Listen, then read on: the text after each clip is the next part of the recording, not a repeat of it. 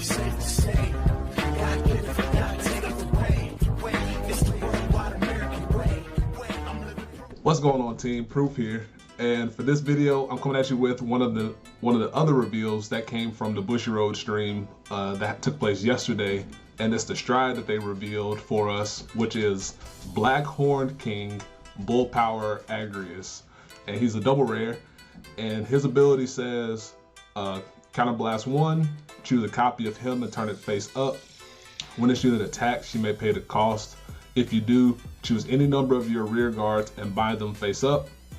If 3 or more cards were bound, draw a card, choose up to 2 cards from your bind zone for each face-up card in your G zone, and call them to separate open rear guard circles. So a bit wordy, but what this guy does is he pretty much takes the pieces we loved about Danford Lily, which used to be our principal first stride before Supernova and G-Guards came out, and it combined it into a card that lets us draw without needing to hit to draw, which lets us commit more to board and then get refunds for it, which is really big for us. And he enables multi-attacking because you can put cards on the board and you can attack with them into your opponent's Vanguard, and then pay the cost for his skill, and then you can bind them and then you can call them back out so you can attack 2 more times with those cards. And just off his skill alone, you can effectively attack 5 times just for 1 counterblast, which by Spike first stride standards, that's really good. Because before, to do something off of 1 counterblast would likely lead to us getting maybe 3 or 4 attacks, but now we can get 5 for pretty much that same investment, and you can recoup a card off of it as well, which is really good. And for me, as of now, and for other people that I've talked to, this pretty much effectively replaced Rising Supernova as our first stride option, because while Supernova does have the free flip option and the plus 10k option, Agrius has more flexibility and it has more push through, or has more forward momentum going forward for it, because as I said before, you get the 5 attacks off for 1 counterblast. You get the draw off of it, so you can dig a little bit deeper into your deck to look for something, and you don't have to attack into your opponent's Vanguard to activate it, unlike Supernova, which needed to attack into their Vanguard for the flip itself. Agrius can attack into your opponent's rear guard, so you can do everything I just mentioned while calling your board back, or calling units back to the board, maybe your on hit units, and letting them pressure your opponent's Vanguard while you get to recoup the advantages off of that, and let those cards do some heavy lifting as well. And in reference to Supernova's 10k, we hardly used it for finishing off the opponent. That was usually relegated to Miracle Ace, Bacaro, and now Hellhard 8. But Supernova kind of sat in that weird spot, and a lot of people started to take out 2 of him just because it offered that free flip and it allowed us to get charge units back into the deck for future turns. But with Agrius here, we can fulfill that purpose of putting cards back into our deck while at the same time getting more utility out of them in the process, and that's really good. So as of now, because we don't know what the future holds for the rest of the cards in the set, but as of now, Agrius is pretty effectively our first stride option going into the set, which takes the place of Supernova. And since you want to have 4 Agrius in the deck, in your stride deck, we have to make some cuts, which is where Supernova gets cut out of that in the process. So sad for our boy, our evolved boy, to get cut out the stride zone, but in the interest of competitiveness, like, you got to make the cut somewhere.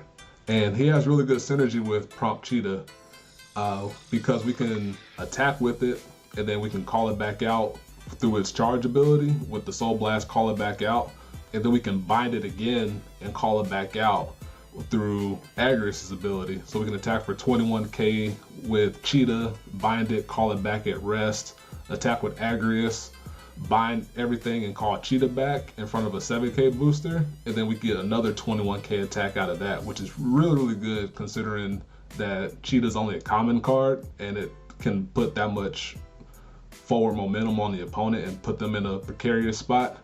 So this card definitely gave more credence to why Prompt Cheetah was designed the way it was, because as I mentioned back then, it has potential if they put more support around it, and Agrius here is a piece of that support that I was talking about.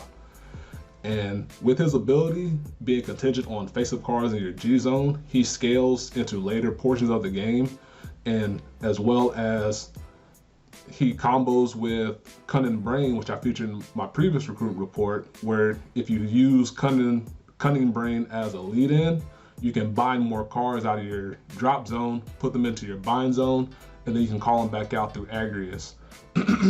Considering he's contingent on face-up cards in your G zone, he's really good if you ride to grade 3 first, and then you G guard into him off of, say you use Mecha Trainer to search out a Linus or something like that. If you G guard into Agrius, that means you'll now have 2 face-up in your G zone, and now you can call back up to 4 units instead of just calling back 2 units, which means we can call out 4 units on the board, attack with those guys, bind them, call them back out in some configuration and put them in a charge, and then we can attack with them again and give ourselves much more opportunity to catch back up on the opponent, or maybe finish them off if we had a good early game as well. With the way he functions, he allows us to have some counterplay against Narukami with the bind zone shenanigans that they have, the leaders with their bind zone shenanigans that they have, and then for Mega Colony because they can lock down our board, and provided they don't have that can't be chosen by your opponent's card effects text that some of them have, we can bind them and then we can stand our whole board back up, and then we can attack with them against a Mega Colony player, which is pretty good. And in terms of the Narukami players, they can add cards to our bind zone, and then we can call them back out through Agrius because, well, Narukami and the leaders, because Agrius says they just need to be bound to, or he just needs to bind 3 to call them back or to get the draw.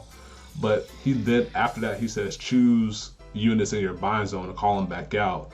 They don't necessarily need to be bound by his ability to be called back out. So it gives you some more flexibility and some interesting counterplay options against those 2 particular clans, which is really cool for us. One thing I wanted to mention is he was really close to being even more insane, because if he bound cards instead of rear guards, kind of like Bermuda Triangle Ainge says, he would be able to unlock and bind lock cards and then call them back out, which would be really cool for us to have another way to play around Link Joker.